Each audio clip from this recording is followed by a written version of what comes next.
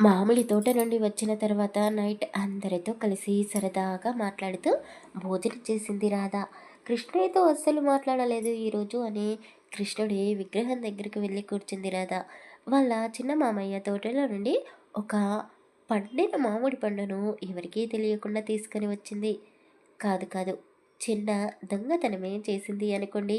అది కృష్ణుడి పాదాల దగ్గర పెట్టి, కృష్ణయ్య నీకోసమే తెచ్చాను, నీకు ఇలా దొంగలిచి తినడం అంటే ఇష్టం కదా. ఏంటో అసలు ఏమీ అర్థం కావడం లేదు. చిన్న మామయ్య మాట తీరు చూస్తే మంచి మనసున్న వాడులా ఉన్నాడు. అత్తయ్య, చంటి, వల్లిక అందరూ బాగానే మాట్లాడుతున్నారు. కానీ ఎందుకని ఈ రెండు కుటుంబాల మధ్య ఈ దూరం? అసలు శంకర్ బాబాయ్ ఏం చేస్తున్నాడు? అర్జున్ అన్నయ్య ఏంటి ఎప్పుడు బయటే ఉంటున్నాడు? మొన్న కూడా ఏదో పని ఉందని ఊరికి వచ్చాడు. కానీ వాళ్ళ నాన్నని కలవకుండానే వెళ్ళిపోయాడు. ఇక కంపెనీ తయారయ్యాక పూర్తిగా సిటీలోనే సెటిల్ అయిపోతాడా అని ఆలోచిస్తూ కూర్చుంది. మోహన్ గదిలోకి వెళ్ళాడు. రాధ గదిలో లేకపోయేసరికి ఆమెను వెతుక్కుంటూ కృష్ణయ్య దగ్గరికి వచ్చాడు. అనుకున్నాను ఇక్కడే ఉంటావు అని. ఏంటి ఈరోజు ఏం జరిగిందో అంతా అని కృష్ణుడికి చెప్పుకుంటున్నావా అంటూ ఆమె పక్కన కూర్చున్నాడు. ఆమె అతన్ని అలా చూస్తూ థ్యాంక్స్ అని చెప్పింది. ఎందుకు అని అడిగాడు. అదే, మన తోట అనుకుని చిన్న మామయ్య వాళ్ళ తోటలోకి వెళ్ళాను కదా, ఆ విషయం ఇంట్లో ఎవరికీ చెప్పలేదు కదా. థ్యాంక్స్. ఓ, అదా, నీకు తెలియక చేసావు కదా. తెలిస్తే అసలు ఆ తోటలోకి వెళ్ళవు కదా. అవుననుకో, కానీ ఎందుకు మనం వాళ్ళతో మాట్లాడకూడదు? మామయ్య చాలా బాగా మాట్లాడుతున్నాడు, మీ తమ్ముడు కూడా. అత్తయ్య అందరూ బాగా మాట్లాడుతున్నారు కదా, మరి సమస్య ఏంటి అని అడిగింది. అతను ఆమె విడలో తలపెట్టి పడుకుంటూ అసలు గొడవ ఎక్కడ మొదలైందో నాకే తెలీదు. ఎప్పుడు అమ్మను అడగలేదు, తాతయ్య నానమ్మలను అడగలేదు. తెలుసుకోవాలన్న ఇంట్రెస్ట్ కూడా లేదు. అదేంటి అలా మాట్లాడతారు? ఏదైనా ఆస్తి తగ్గదా? ఏమో కావచ్చు. కానీ అమ్మమ్మ గారు చెప్పారు కదా, ఇద్దరు కొడుకులకు సమానంగా ఆస్తి పంపకాలు చేశాము అని. ఆస్తి గొడవ కాదనుకుంటాను. అబ్బా రాధా! ఏంటి నువ్వు పాత విషయాల గురించి తెగ ఆలోచిస్తున్నావు? ఇప్పుడు బానే ఉన్నాము కదా! రాధ అతని తల నిమురుతూ బానే ఉన్నాము అనుకోవడం వేరు, అందరితో కలిసి బాగున్నాము అనిపించుకోవడం వేరు. ఏంటి? ఏమన్నావు? అర్థం కాలేదు. రాధ ఊపిరి గట్టిగా బయటికి వదులుతూ ఏ ఇంట్లో అయినా గొడవలు మామూలే. కూర్చొని మాట్లాడుకుంటే కొన్ని గొడవలు సర్దుబాటు అవుతాయి. మరి పెద్ద సమస్యలు అయితే ఆ సమస్యకు కారణం ఏమిటో తెలుసుకొని పరిష్కారం ఆలోచించాలి. అంతేగాని ఎవరికి వాళ్ళే ఏదో అలా బ్రతికిస్తే ఏం బావుంటుంది? మన సంతోషంలో అయిన వాళ్ళు కూడా పాలు పంచుకుంటే ఆ సంతోష వేడుకలు ఇంకా రెట్టింపు అవుతాయి. బాధలో ఉన్నప్పుడు మేము ఉన్నాము అని ఒక చెయ్యి అందిస్తే ఎంత పెద్ద కష్టమైనా సరే ఎదిరించగలుగుతాము. మీ నాన్నగారికి ఏకైక సంతానం నువ్వు. అలాగే మీ బాబాయ్కి కూడా మీ తమ్ముడు ఒక్కడే కదా. మీ ఇద్దరు అన్నదమ్ముల్లా కలిసి ఉంటే చూసే వాళ్ళకి ఎంత బాగుంటుంది. మీరు కలిసి ఉంటే ఊళ్ళో వాళ్ళ అసలు మీ కుటుంబం గురించి మాట్లాడుకునే అవకాశం ఉంటుందా? రాధ వడిలో పడుకున్న మోహన్ పైకి లేచి కూర్చొని, వామ్మో, నువ్వు వయసులో నాకంటే చాలా చిన్న పిల్లవి అనుకున్నాను. కానీ నువ్వు మహా ముదురివి. నీ చిన్న మెదడులో ఎన్ని ఆలోచనలు ఉన్నాయా? నీకు ఉమ్మడి కుటుంబం అంటే ఇష్టమా అని అడిగాడు. అవును, అందరూ కలిసి ఉంటే చిన్న చిన్న గొడవలు సంతోషాలతో లైఫ్ హ్యాపీగా సాగిపోతుంది. అలా అని విడిపోయిన వీళ్ళు ఒకే ఇంట్లో కలిసి ఉండాలని కోరుకోవడం లేదు. ఎందుకంటే అది సాధ్యం కాని పని. వేరువేరుగా ఉన్న పండగలకి, పబ్బాలకి ఒకరింటికి ఒకరం వెళ్ళి వస్తూ ఉంటే ఎంత బావుంటుందో ఒక్కసారి ఆలోచించండి. అంటే ఈ రాత్రంతా ఇక్కడే కూర్చొని ఆలోచించాలా అని చిన్న పిల్లవాడిలా ముఖం పెట్టుకొని అడిగేసరికి రాధకి నవ్వొచ్చేసింది. చీకటి పడింది కదా, పడుకుందాం అని చెప్పింది. ఏంటి, అప్పుడే పడుకుంటావా? దానికంటే ముందు చేయాల్సిన పని ఒకటి ఉంది. అస్సలు కుదరదు. మధ్యాహ్నం మీరు చేసిన పనికి నేను అలసిపోయాను. ఇక నా వల్ల కాదు అని అన్నది. అలా అనకే ప్లీజ్. ఏంటో నిన్ను వదిలి ఒక్క క్షణం కూడా ఉండాలి అనిపించడం లేదు. నీకోసం పిచ్చోడినైపోతున్నా. మోహన్ మాట్లాడే మాటలకి రాధ చిలిపిగా నవ్వుతూ అతన్ని కావాలనే ఇంకా ఆట పట్టిస్తూ ఉంది. నీకు అర్థం కావడం లేదు. నీకోసం నేను ఎంతలా మారానో తెలుస్తుందా? మందు తాగడం లేదు, ఫ్రెండ్స్ దగ్గరికి వెళ్ళడం లేదు, క్లీన్ షేవ్ చేయించుకున్నాను. ఇంకా ఏం చేయాలో చెప్పు అంటూ రాధని దగ్గరికి తీసుకున్నాడు. చెప్పాను కదా, ప్రేమించి పెళ్లి చేసుకోవాలన్నది ఒక కోరిక. ఆ కోరిక కోరికలాగే ఉండేది. ఎలాగో ఇప్పుడు నీతో నాకు పెళ్లి జరిగిపోయింది. నా కోరిక అలా ఉండిపోకూడదు. నువ్వు నా కోసం ప్రేమికుడిలా మారిపో చాలు అని చెప్పింది. ఒకప్పుడు ఒక అమ్మాయిని ప్రేమిస్తున్నాను అని ఒక అపోహలో ఉన్నాను. ఆమెపై ఎంతో డబ్బు ఖర్చు పెట్టాను. ఆమె నన్ను ప్రేమ పేరు చెప్పి మోసం చేసిందో లేక నేను మోసపోయానో తెలీదు. నాకు ప్రేమను చూపించడం ఎలాగో తెలీదు. నువ్వు వచ్చాకే నీతో సంతోషంగా ఉన్నాను. ప్రేమంతా నీకే అంటూ ఆమెను ఎత్తుకొని చెట్టుకు కట్టి ఉన్న ఉయ్యాలపై కూర్చోబెట్టి అతను కూడా ఆమె పక్కనే కూర్చొని అతని గుండెలపై పడుకోబెట్టుకున్నాడు. ఒకప్పుడు రాధాకృష్ణుడు బృందావనంలో ఉయ్యాల ఊగుతూ ఉండేవాళ్ళు. ఇప్పుడు ఈ మోహన రాధ ఆకాశాన్ని తాకే ప్రయత్నం చేస్తూ ఉయ్యాల ఊగుతున్నారు. కొద్దిసేపటి తర్వాత రాధ ఇక చాలు అంటూ పైకలిచ్చింది. అతన్ని గట్టిగా కౌగిలించుకుని పెదాలపై ముద్దు పెట్టేసింది. అతను ఇక ఆగలేక ఆమెను ఇంకా గట్టిగా వాటేసుకున్నాడు. వదలండి అని అతన్ని దూరం తోసేసింది. ఏమైంది? నువ్వే కదా నన్ను టెంప్ట్ చేసింది. నాకు ముద్దు పెట్టుకోవాలనిపించింది పెట్టాను. కానీ నువ్వు అలా చేయకూడదు. ఎవరైనా చూస్తే ఏమనుకుంటారు? రాక్షసి! నువ్వు పెడితే ఎవరు చూడరా? నేను పెడితే చూస్తారా? ఏమో అదంతా తెలీదు. నువ్వు ఇప్పుడు నా భర్తవి కాదు, ప్రేమికుడివి. నేను గదిలోకి వెళ్తున్నాను. నువ్వు నా వెనకాలే రాకూడదు. ఇంట్లో ఎవరైనా చూస్తే అస్సలు బాగుండదు. ఏం మాట్లాడుతున్నావే? ఇది నా ఇల్లు, నువ్వు నా పిల్లానివి. రాధ తొలగొట్టుకుంటూ, అబ్బా చెప్పాను కదా, నువ్వు ఇప్పుడు నా లవర్ క్యారెక్టర్లో ఉన్నావు. అలా డైరెక్ట్గా నా రూమ్లోకి రాకూడదు. అతను అర్థమైంది. ఏం చేయమంటావు? ఇక్కడే కూర్చొని నీకోసం వెయిట్ చేస్తూ ఉండాలా? కూర్చొని వెయిట్ చేయడం కాదు, అలా గోడ ఎక్కి కిటికీల నుండి గదిలోకి రావాలి అని చెప్పింది.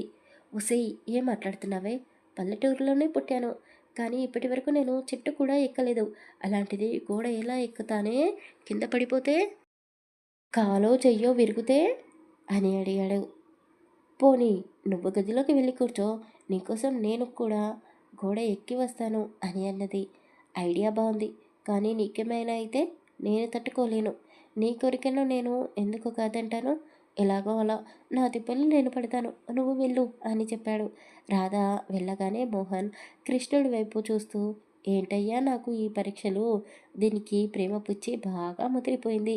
ఇక నువ్వే నాకు దిక్కు అంటూ దేవుడిపైన భారం వేసి కష్టపడి గోడ ఎక్కి కిటికీలో నుండి గదిలోకి వచ్చాడు. రాధకి చాలా సంతోషంగా అనిపించింది. ఎంతో కష్టపడి గోడ ఎక్కి వచ్చాడు. భార్య సంతోషాన్ని చూసి అంతా మర్చిపోయాడు. హమ్మయ్య! ఇలాగే రేపు కూడా వచ్చి నన్ను బయటికి తీసుకుని వెళ్ళాలి. బైక్ పైన నైట్ అంతా రోడ్లపై అలా తిప్పుతూ ఉండాలి. నేను ఏది అడిగితే అది కాదనకుండా నా కోసం తేవాలి. నువ్వు దొంగచాటుగా రావడం, ఇంట్లో వాళ్ళు చూడడం, నిన్ను దొంగ అనుకొని కొట్టాలి అని ఎంతో ఎక్సైట్మెంట్‌గా చెప్పింది. ఆ మాటలు విని మోహన్ నోరెళ్ళబెట్టాడు. ఏంటి అసలు నువ్వు నీ పిచ్చి కోరికలు, మనకు ఇప్పుడు పెళ్ళయింది. ఇక చాలు, నేను ఎలాంటి సాహసాలు చేయలేను అని చెప్పాడు. రాధ అతనికి దగ్గరగా వచ్చి భుజాలపై 2 చేతులు వేసింది. అతని చేతులను ఆమె నడుము చుట్టూ వేయించుకొని అలా కళ్ళలోకి కళ్ళు పెట్టి చూస్తూ, నా కోసం ఏదైనా చేస్తాను అన్నావు. నా చిన్న చిన్న కోరికలు తీర్చలేవా అని అడిగింది. అతనికి నో అని చెప్పే ఆప్షన్ లేకుండా చేసేసింది. రాధ భర్తతో చాలా సంతోషంగా కాపురం చేస్తూ ఉంది. రోజుకు ఒక కొత్త ప్రేమికుడిలా తయారవుతూ ఆమెను రాత్రిపూట ఎవరికీ కనపడకుండా బయటికి తీసుకుని వెళ్తూ, ఒకరోజు లాంగ్ డ్రైవ్ అని, మరో రోజు ఐస్ క్రీమ్ తినిపించడానికని, ఓ రోజు షాపింగ్ అంటూ, ఓ రోజు చెరువు దగ్గరికి తీసుకొని వెళ్ళడం. ఇలా రోజుకో ప్రేమికుడిలా మారిపోయాడు మోహన్. రాధ కోసం 2 కుటుంబాలని కలిపే ప్రయత్నం మొదలుపెట్టాడు. ఒకరోజు పంతుల దగ్గరికి వెళ్ళి విషయం చెప్పి మంచి ముహూర్తం పెట్టమని అడిగాడు. అతను ఒక వారం రోజుల్లో దివ్యమైన ముహూర్తం ఉంది అని చెప్పాడు. అదే ఫిక్స్ చేయండి అని చెప్పాడు. ఇంటికి వచ్చిన తర్వాత వాళ్ళ అమ్మకి విషయం చెప్పి కొంత డబ్బు కావాలి అని అడిగాడు. కొడుకు అడిగితే శకుంతల కాదనదు. అతని కోసం ఏదైనా చేస్తుంది. ఈ ఆస్తి, డబ్బు అంతా నీదే కదా నాన్న! ఎందుకు అడుగుతున్నావు నన్ను? కాకపోతే ఇప్పుడు ఇంట్లో అంత డబ్బు లేదు. మీ మామయ్య బ్యాంకులో వేస్తాను అని చెప్పి మొన్ననే డబ్బంతా తీసుకొని వెళ్ళాడు. కాకపోతే ఏ అకౌంట్‌లో వేశాడో నాకు తెలీదు. మీ మామయ్య దగ్గరికి వెళ్ళి అకౌంట్ నెంబర్ తెలుసుకొని డబ్బులు డ్రా చేసుకో నాన్న. నీ పెళ్ళి ఏదో హడావిడిగా జరిగిపోయింది. ఈ ఫంక్షన్‌ని చాలా గ్రాండ్‌గా జరిపించు అని చెప్పింది. మోహన్ వాళ్ళ మామయ్య దగ్గరికి వెళ్ళి విషయం చెప్పి డబ్బులు కావాలి అని అడిగాడు. అతను లేదు డబ్బంతా అయిపోయింది అని చెప్పాడు. అదేంటి మామయ్య అలా అంటారు? అమ్మ మొన్ననే మీకు డబ్బు ఇచ్చింది అని చెప్పింది. ఇంత తొందరగా ఎలా ఖర్చు పెట్టేశావు అని అడిగాడు. ఎలా అంటే చెరువులో రొయ్యలు వేద్దామని డబ్బంతా ఇన్వెస్ట్మెంట్ చేశాను. రొయ్యలు ఇంకా డెలివరీ కాలేదు అని చెప్పాడు. అతను చెప్పింది విని మోహన్ డల్గా ఫేస్ పెట్టుకొని వచ్చాడు. మనవడు డల్‌గా ఉండడం చూసి ముత్యాలమ్మ, నరసింహులు ఏం జరిగింది అని అడిగారు. ఇలా ఒక ఫంక్షన్ ఏర్పాటు చేయాలి అనుకున్నాను. అందుకు డబ్బులు కావాలి కదా! మామయ్య చెరువులో రొయ్యలు వేయడానికి డబ్బంతా వాడాడంట. ఇప్పుడు అతని దగ్గర డబ్బు లేదు అని చెప్పాడు. ఇప్పుడు ఈ ఫంక్షన్ అవసరమా నాన్న అని వాళ్ళు అడిగారు. అవసరమే నాన్నమ్మ, రాధ కోసం చేస్తున్నాను. బాబాయ్, పిన్ని వాళ్ళని కూడా పిలవాలి అనుకుంటున్నాను.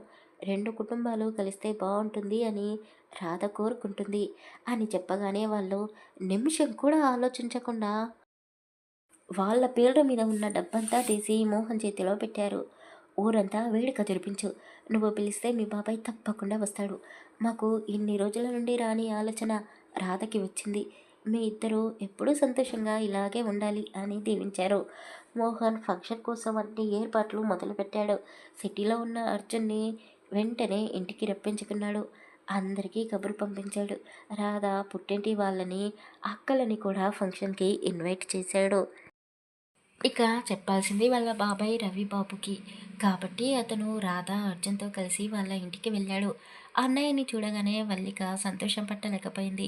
"అన్నయ్య ఎలా ఉన్నావు?" అంటూ ఆప్యాయంగా పలకరించింది. "బానే ఉన్నాను" అని అర్జున్ వల్లికని నేరుగా చూడకుండా అన్నాడు. అర్జున్, "అన్నీ మర్చిపోయి నేను రాధతో చాలా సంతోషంగా ఉన్నాను. ఇంకా నువ్వు పాత విషయాలని ఎందుకు మనసులో పెట్టుకున్నావు? ఎంతైనా వల్లిక నీ చెల్లెలు కదా" అని మోహన్ చెప్పాడు. నిన్ను బాధపెట్టి, అవమానించిన వాళ్ళంటే నాకు నచ్చదు. అసలు ఇక్కడికి రావడమే నాకు ఇష్టం లేదు. నీకోసం మాత్రమే వచ్చాను. ఇక్కడ నాకు సంబంధించిన వాళ్ళు ఎవ్వరూ లేరు అని చెప్పాడు. వల్లిక చాలా బాధపడిపోయింది. రాధకి కూడా మొదటిసారి అర్జున్‌పై కాస్త కోపం వచ్చింది. మోహన్, రాధ వాళ్ళకి బొట్టు పెట్టి ఆహ్వాన పత్రికని వారి చేతిలో పెట్టారు. అది చూసి చంటి లోపలికి వెళ్ళి కొంత డబ్బు తీసుకొని వచ్చాడు. మేము ఫంక్షన్‌కి రావాలి అంటే మేము కూడా ఖర్చు పెట్టాలి కదా! అని అన్నాడు. మోహన్ వాళ్ళ బాబాయ్ వైపు చూస్తూ, ఈ ఫంక్షన్‌కి సంబంధించిన ఖర్చు మొత్తం నానమ్మ, తాతయ్య ఇచ్చారు. కాబట్టి ఈ డబ్బులు నేను తీసుకోను అని చెప్పాడు. చంటి నవ్వుతూ, నీలో వచ్చిన మార్పును చూసి నువ్వు పూర్తిగా మారిపోయావు అనుకున్నాను. ఇంటి బాధ్యతంతా నువ్వే చూసుకుంటున్నావేమో అనుకున్నా. కానీ ఇంకా అమ్మ చాటు కొడుకులా మేనమామ చంకన ఎక్కి తిరుగుతున్నావా అని నవ్వేశాడు. మోహన్‌కి కోపం వచ్చింది. రాధ అతని కోపాన్ని ఆపేసింది. మామయ్య, అత్తయ్య మీరు తప్పకుండా రావాలి అని చేతులు జోడించి మరీ చెప్పింది. మోహన్‌ని తీసుకొని అర్జున్, రాధ అక్కడి నుండి బయటికి వచ్చారు. చూసావా వాడు ఎలా మాట్లాడుతున్నాడో? అందుకే నేను వీళ్ళతో మాట్లాడను అని చాలా కోపంగా అన్నాడు. వాడు అన్న దాంట్లో తప్పేముందిరా? నిన్ను ఇలా చూస్తే నువ్వు మారిపోయినందుకు నాకు చాలా సంతోషంగా ఉంది. కానీ రాధ కోసం మాత్రమే కాదు, మీ ఇద్దరికీ రేపు పుట్టబోయే పిల్లల కోసం కూడా నువ్వు అన్నీ తెలుసుకోవాలి కదా! ఇంకా ఎన్ని రోజులని బాధ్యత లేకుండా ఇలాగే ఉంటావు? ఒక ఐడియాతో కంపెనీ స్టార్ట్ చేయాలి అని చెప్పావు. కానీ ఒక్కసారి కూడా వారికి ఎలా జరుగుతుంది అని తెలుసుకున్నావా? పోనీ ఇక్కడ విషయాలన్నా తెలుసుకున్నావా? ఇంకా ఎన్ని రోజులని ఇలాగే ఉంటావురా? అని అర్జున్ కూడా కోపంగానే అడిగాడు. లక్ష్మణ్ తండ్రి చనిపోయిన తర్వాత సిటీలోనే సెటిల్ అయ్యాడు. ఎప్పుడు పుట్టిన ఊరికే రాలేదు. ఇప్పుడు మోహన్ పిలవడంతో అతను ఊరికి వస్తాడా? తర్వాయి భాగంలో తెలుసుకుందాం. కథ నచ్చితే లైక్ చేసి సబ్స్క్రైబ్ చేసుకోండి.